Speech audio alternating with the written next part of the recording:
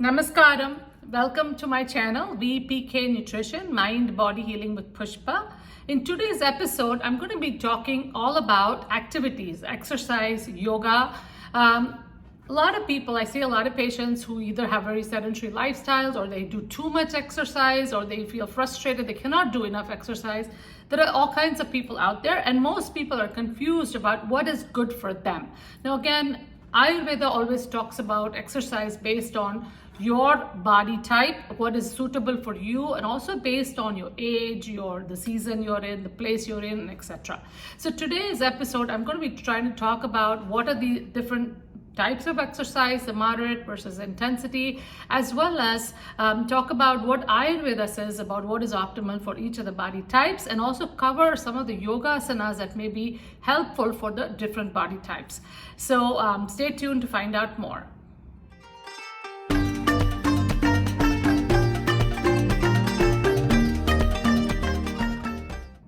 Welcome back, everyone.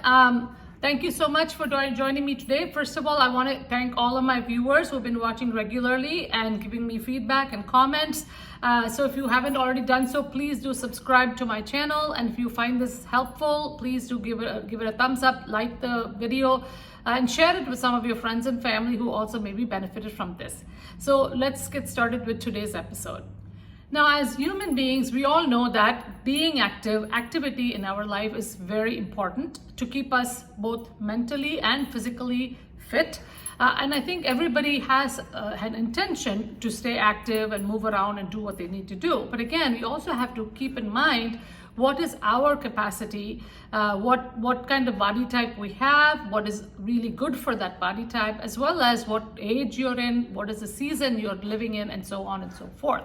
So if you don't pay attention to all of those things, then you can actually cause a lot of imbalances in the body and actually go the opposite direction. So again, activity is very important. I see patients who are used to doing a lot of exercise when they are very young, and then they feel really upset when they're not able to do it when they're older.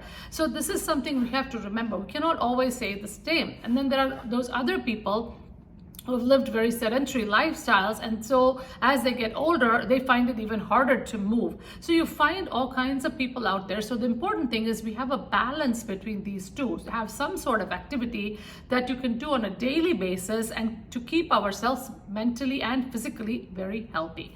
So I wanted to first cover what is considered as moderate activity, what is considered intense activity, and then we'll talk about some studies that have compared these kinds of activities and how beneficial it can be for us. And also then I will delve into the Ayurvedic approach to exercise or Vyayama.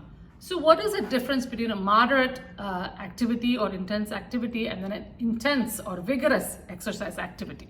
The moderate activities would include things like brisk walking, mowing the lawn, raking leaves, going to the nearest store, just walking to the store, maybe swimming, and also some yogasanas can be considered to be moderate activity. When it comes to intense or vigorous activity, it is more about running and jogging, doing like sprints, also carrying heavy groceries and walking with that, and also some very strenuous fitness classes that you may take in a health club.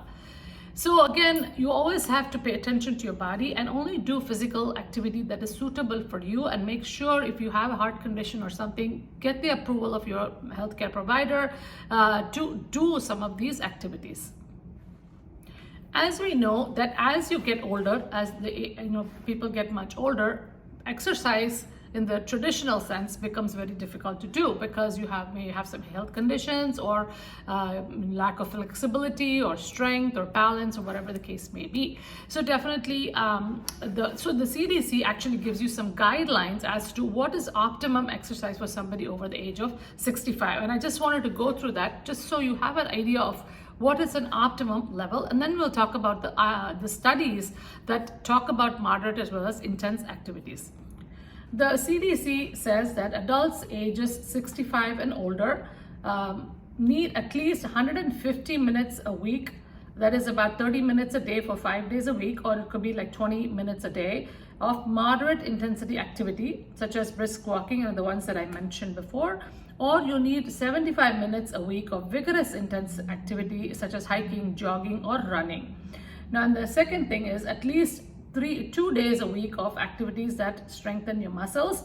And the third thing is activities to improve balance, such as standing on one foot. It's typically seen in Yogasanas. Now, if the chronic conditions affect your ability to meet these recommendations, be as physically active as your abilities and conditions will allow. As you can see, CDC gives you clear guidelines as how many minutes is really good for your body. Again, these are all based on studies. Of course, you have to pay attention to where you are in this whole thing. If you're a fairly healthy person, you may be able to do all of this, but if you have a lot of other illnesses, you're sick, which is something Ayurveda mentions. If you're a sick and debilitated person, then you have to really listen to your body and maybe take more rest. However, there are studies that have been done to also demonstrate the benefit of doing a moderate exercise versus an intensive exercise. So I'm going to share about 3 different studies or articles that I went through just to give you a flavor for what that means. Now, a 2016 study compared the effect of moderate intensity exercise versus a vigorous exercise on diabetes. So they found 3 things. One is that the moderate intensity exercise was much better at controlling the risk of diabetes than the intense exercise. The second thing that they found was the moderate intensity exercise was better at regulating insulin sensitivity versus the intense activity, and it was this in obese, overweight, and also pre-diabetes patients. Now again, one of the explanations that they gave for this is that possibly a lot more fat cells are broken in the skeletal muscle during the moderate exercise, which in turn helps with the insulin sensitivity. So again, this is a great study to demonstrate that just because you're doing more and more exercise or very intense exercise, you're actually going to improve your health. In fact, doing it less moderately, or rather less intensely, but more consistent, would actually be more beneficial for diabetes. We also know that having a sedentary lifestyle can actually have a negative impact on chronic illnesses. It is a factor in chronic illnesses, can negatively affect mental health and also general quality of life. So and then the main excuse people have is that they don't have a lot of time. So definitely this concept of exercise snacks, and there's studies done about this, have shown that just doing short bouts of vigorous exercise can actually be helpful in alleviating a lot of these problems. So what are the benefits of doing exercise snacks? It would be like, first of all, it cuts down, it's more convenient, efficient, and also cuts down the amount of time that you need. The second one is decreases the amount of sedentary time that you're sitting on the couch, and then it increases physical activity and in general develops a good physical activity habit every day. Now, depending on the age of the person, the tolerance level, there are 2 ways you can do exercise snacking. One of them is doing like 10 minutes of moderate exercise 2 times a day, or maybe even 3 if you can. The second option is to do vigorous activity for 60 seconds a few times a day, maybe 6 or 7 times a day. So again, you can take your pick based on what is doable for your lifestyle. A third benefit of exercise is also it improves immune function. Now again, there was an article that I found which reviewed a systematic review of several articles, and they found out a couple of findings based on moderate exercise versus intense vigorous activity. And so these were the results. An intense long exercise can lead to an increase in the risk of chronic inflammation by increasing the inflammatory mediators. In contrast, moderate exercise or vigorous exercise with appropriate resting periods in between can actually achieve the maximum benefit. As you can see, it's always better to do a moderate activity exercise versus the intense thing, especially considering your age. Okay, again, if you're very young, maybe you can get away with a few things, but you cannot continue that throughout your life. So that is very important to remember. And this is why Ayurveda talks about exercise in a different way and what is optimum exercise for you based on your level. So I'm going to kind of discuss what Ayurveda talks about and also go through each of the body types and what is optimum for each of those. In Ayurveda, Vyayama is the Sanskrit word used for exercise or activity. Now again, according to Ayurveda, we always have to take into account the age of the person, the condition of the person, the physical illness in the person, the place where they live, the season they're in, and also the diet when you're considering an exercise regimen. Now, Ayurveda says that the moment you see sweat appearing on the forehead, that is the time to stop exercising, because you've reached your maximum 50% of your capacity to exercise. However, in the West, the moment you start see sweat is when you feel like you've actually exercising, and then it's usually at the end of a warm up, you have the sweat, and then they want to do more and more, thinking that doing more and sweating more is actually very healthy. However, the Western world, or in the modern world, we give more importance to the physical body, the appearance, the muscular nature of the body, and so on and so forth. We really don't look at the subtle things that are going on in the body. So in Ayurveda, when you do too much of exercise beyond your capacity, then the Vata gets out of balance, and this can cause a lot of illnesses. However, if a person is very old or debilitated or exhausted, they should also avoid vigorous activity. This is something Ayurveda is very clear about. And a lot of times when people are so exhausted, they try to push themselves beyond that point of exhaustion. And then after that, they're really not able to come back. So the focus in Ayurveda is always about feeling healthy all of the time, and not necessarily pushing to the point of not being able to recover from it. So this is something very important to keep in mind. So do not compare with others when you are setting up your exercise regimen. Always look at yourself, what you can do. Again, also don't compare with your younger self, because as you get older, things get harder. So try to figure out something that is good for you. So let's look at Ayurvedic way of exercising based on the body types. Now, for those who haven't learned about doshas or know what the body types are, I would highly recommend you watch my video on body types, which describes each of the body types, and maybe you can recognize yourself in that. So I will share the link in the description. So let's look at one by one. The Vata type first is. So Vata type, again, generally have a tendency to do a lot of exercise. They want to keep on running or hiking and running marathons. They love to do exercise all of the time. They only feel good when they're doing that. However, when they do too much of this, they easily get exhausted, easily get imbalanced. So the more the Vata gets imbalanced, you feel more ungrounded, you feel more anxious, you get a lot of overwhelmed feeling, and also unable to deal with any kind of stress. So for a person with a Vata constitutional imbalance, generally you want to do milder exercises.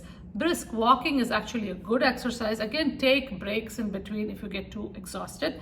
The second thing, of course, is Yogasanas are amazing for them. Yogasana and Pranayama, of course. But Yogasana, focusing more on grounding poses, like standing in Tadasana or Virabhadrasana, warrior pose or tree pose, anything that makes you stand still and hold for long times so that you can feel more grounded physically as well as mentally. Yogasanas also give you a lot of strength. Instead of doing strength training with using dumbbells or other machines, it's better to use your own body weight to train your body, so that way you are actually strengthening your muscles that you have, rather than breaking the muscles you have and then try to build new muscles, because that actually increases the stiffness in the body. And of course, Yogasanas give you flexibility, and also moving with the breath increases the prana, really removes a lot of the blockages, and so this way Vata people feel much better. Second is the Pitta type. Now Pitta type again have a little bit more stamina than the Vatas, and they are more muscular in general. That physically they already look muscular, and they can actually benefit from walking, of course, and of course swimming, and anything cooling actually will be helpful for them. So they can go for swimming and stuff like that if they're used to swimming. Yogasanas, again, great help for them. For them also, grounding is definitely good. At the same time, twisting poses, or because that helps to release a lot of this tension, because they have a tendency to work a lot, that type A personality. So definitely when you're doing, they lock in a lot of these stresses in their joints. When they do the twisting poses, they're actually releasing a lot of that stress, and also surrendering poses, because they're so up in their head all the time, very intellectual. constantly mental activity is going on. So when you're doing the surrendering poses, you're releasing a lot of that mental tension as well. So for them, that would be the ideal thing to do. Again, do shorter spurts, like 20 minutes or whatever, not intense. You don't want to do 1 hour of vigorous exercise. Definitely will increase the pitta. And not only that, mentally also they can get very aggressive, angry, irritable, frustrated. All of those things can happen when you do too intense of an activity.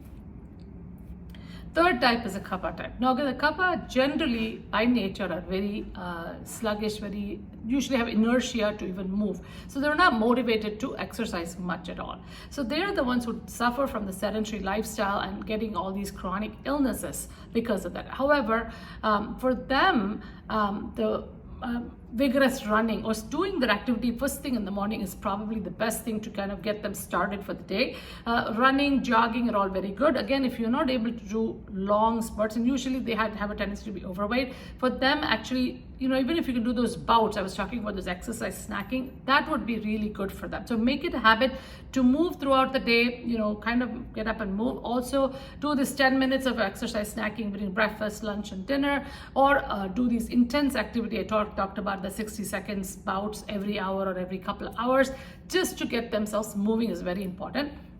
When it comes to yogasanas, they would benefit from much more vigorous yogasana, where you have the vinyasa flow, like the Surya Namaskara is an example of that. That takes about 5 minutes. If you can do 2 or 3 rounds of that, that would get them moved, get their heart rate going. It's like an aerobic exercise as well. So again, yoga, as you can see, has something for each body type. So just doing yoga can give you not only the physical activity, the aerobic activity that you need, it can give you strength training because you're using your own body weight to strengthen your muscles, and then you're also getting the flexibility. The person is fit only as much as he is or she is flexible. If you're not flexible, you might be really like a bodybuilder, have these strong muscles, but if you're not flexible enough, you're not going to feel very heavy, and you probably feel heavier in the body. So the way to know that you are getting the optimum exercise is your body gets lighter, and even if your weight may be high, you actually feel lighter and feel healthy inside. So that is an indication of good health. Hope you enjoyed today's episode. Again, in summary, I just want to say that we all know activity is the most important thing. Anything is better than sedentary living. So everybody should get moving, whatever you can with your capacity. The second thing, I showed you studies which showed that moderate exercise activity is much better than intense activity or vigorous activity for immune function, for decreasing mortality, for diabetes, and also for mental health. And then the third thing, Ayurveda emphasizes exercise. When you start sweating, that is your 50% of your capacity. That's when you have to actually take a break and stop working out. And of course, work according to your age, your body type, your physical capacity, the season. And when it comes to season, usually spring and winter seasons are the best time to exercise more, because that's when the kapha is building up. The other seasons you can do a lighter. So again, remember, even there you look at the vata, pitta and kapha seasons, and I've talked about seasonal routine in detail in a lot of my videos as well. And again, Yogasanas is such a comprehensive package when you look at it from a therapeutic point of view as well as a physical point of view. So there you can pick and choose what is suitable for your body type.